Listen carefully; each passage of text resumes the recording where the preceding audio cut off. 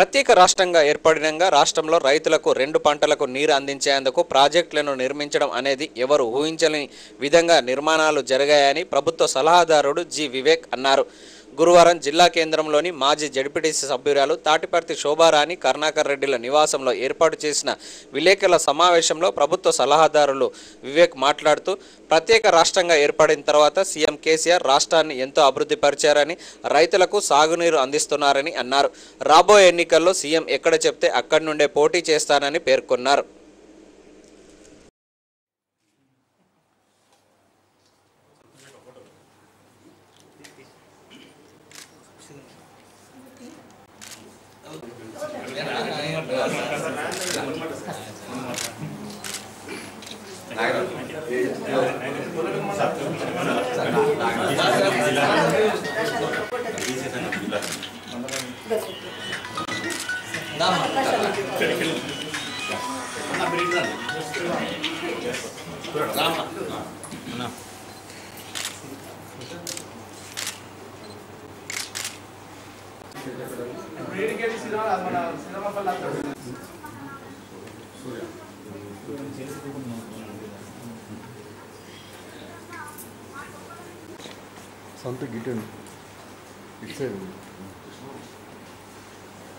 తెలంగాణ రాష్ట్రం చిన్న రాష్ట్రము, కొత్త రాష్ట్రం అయినప్పటికీ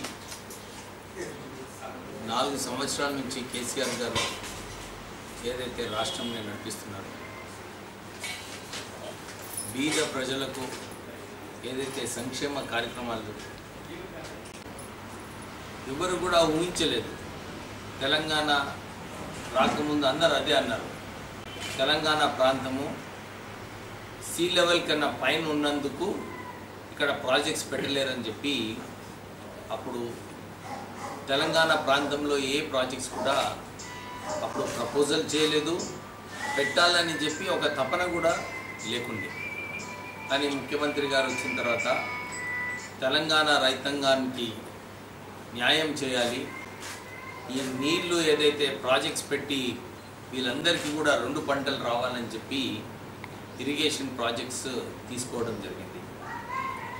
నేను మొన్న హర్యానా రాష్ట్రానికి వెళ్ళినప్పుడు అక్కడ మంత్రి గారు అడుగుతున్నారు, అరే మీ రాష్ట్రంలో రైతులకు ఉచిత కరెంటుతో పాటు ఈ ప్రాజెక్ట్స్ చేసి ఈ ఇన్పుట్ సబ్సిడీ ఏదైతే 8,000 రూపాయలు ఎకరానికి రాష్ట్ర ముఖ్యమంత్రి అనౌన్స్ చేస్తున్నారో, ఇది ఒక చాలా మంచి స్కీము, రైతులకు ఉపయోగపడేలాగా వారు అనౌన్స్ చేసినారు, దీని డీటెయిల్స్ కావాలని చెప్పి వాళ్ళందరూ కూడా కోరడం జరిగింది. అంటే దేశవ్యాప్తంగా ఏదైతే తెలంగాణ ప్రజలకు న్యాయం చేయాలి, తెలంగాణ ప్రజలకు అభివృద్ధి కార్యక్రమాల్లో ముందుబాటులో పెట్టాలని చెప్పి ఏదైతే ముఖ్యమంత్రి గారు చేస్తున్నారో, అందరూ కూడా కాపీ అక్కడ ఆ రాష్ట్రాలలో ఎట్లా చేయాలని చెప్పి వాళ్ళందరూ కూడా ఆలోచిస్తున్నారు.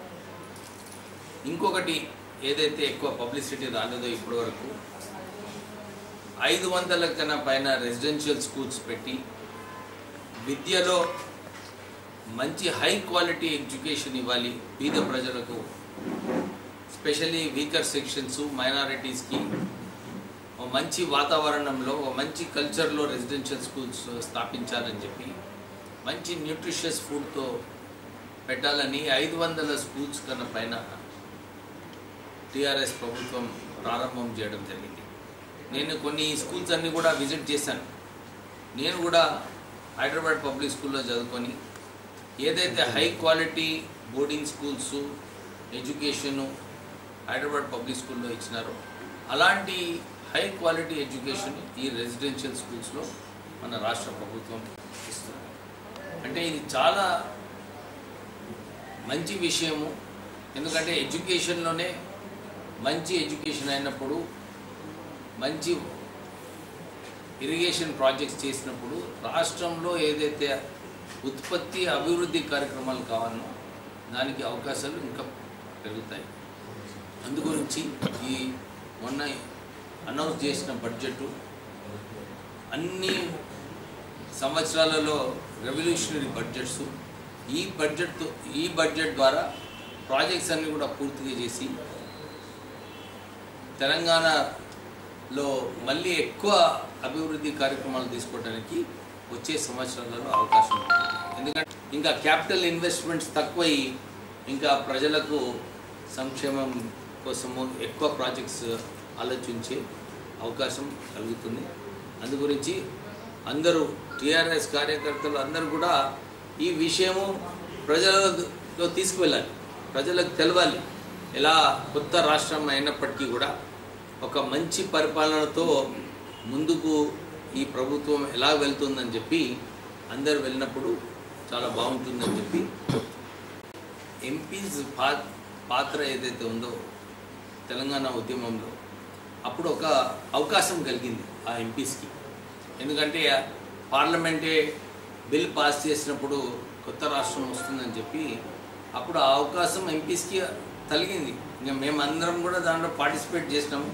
మాకు కూడా చాలా ఉత్సాహంగా ఈ తెలంగాణ ఉద్యమంలో పాల్గొనడానికి తెలంగాణలోనే అందరు కూడా ఆశ్చర్యపడిపోయినారు. ఇంత హైకమాండ్ ప్రెషర్ ఉన్నప్పటికీ కూడా మీరందరూ కూడా కొట్లాడి తెలంగాణ సాధనలో ముందున్నారని చెప్పి చాలామంది అప్రిషియేట్ చేసినారు. అప్పుడు కేసీఆర్ గారు కూడా మా అందరినీ ఒక మంచి డైరెక్షన్, ఒక మంచి దారి చూపించి మేమందరం కూడా కలిసి ఒక యునైటెడ్గా కేంద్రంలో ఒక మంచి ఇంప్రెషన్ క్రియేట్ చేయగలిగినాం. అంటే తెలంగాణ రావాలంటే పార్లమెంటే పాస్ చేయాలి, అక్కడ అందరినీ కన్విన్స్ చేయడానికి.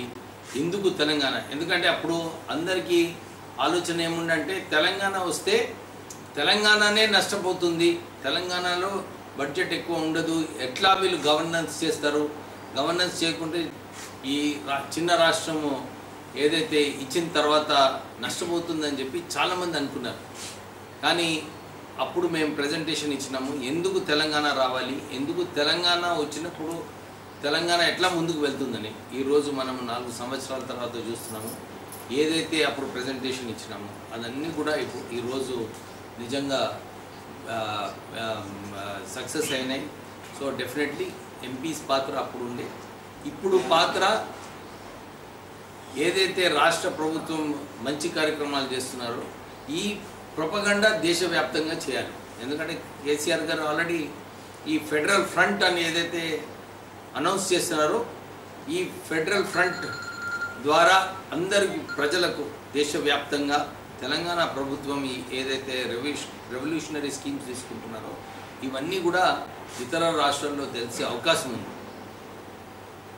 కేసీఆర్ గారు కూడా మొన్న మాట్లాడేటప్పుడు ఇదే చెప్పినారు, మేము డెఫినెట్లీ ఫెడరల్ ఫ్రంట్ తర్వాత అన్ని చోట్ల భారతదేశంలో ఒక రెవల్యూషన్ తీసుకొచ్చే అవసరం ఉంది.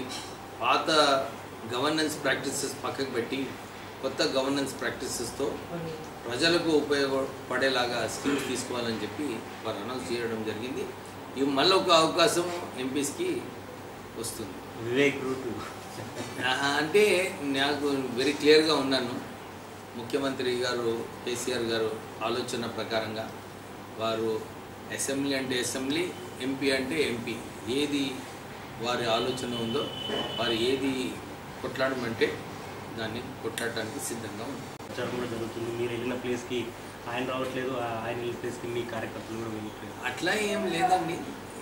ఇప్పుడు కూడా ఏ పార్టీలో కూడా అందరు కూడా కలిసి పనిచేసినప్పుడే పార్టీ స్ట్రాంగ్ అవుతుంది. టీఆర్ఎస్ పార్టీలో అందరూ కలిసి పనిచేయాలి, అది కేసీఆర్ గారి ఆలోచన. మనం అందరం కలిసి పనిచేసినప్పుడే పార్టీ స్ట్రాంగ్ అవుతుంది.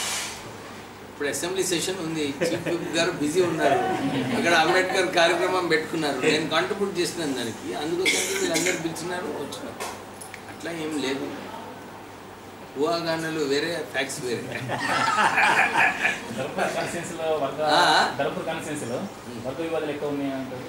అరే వర్గాలు ఒపీనియన్, డిఫరెన్స్ ఆఫ్ ఒపీనియన్ అన్ని పార్టీస్లో అన్ని చోట్ల ఉంటుందండి. Ultimately end of the day పార్టీని స్ట్రాంగ్ చేయాలి, అందరు కలుపుకొని ముందుకు వెళ్ళే అవసరం ఉంది.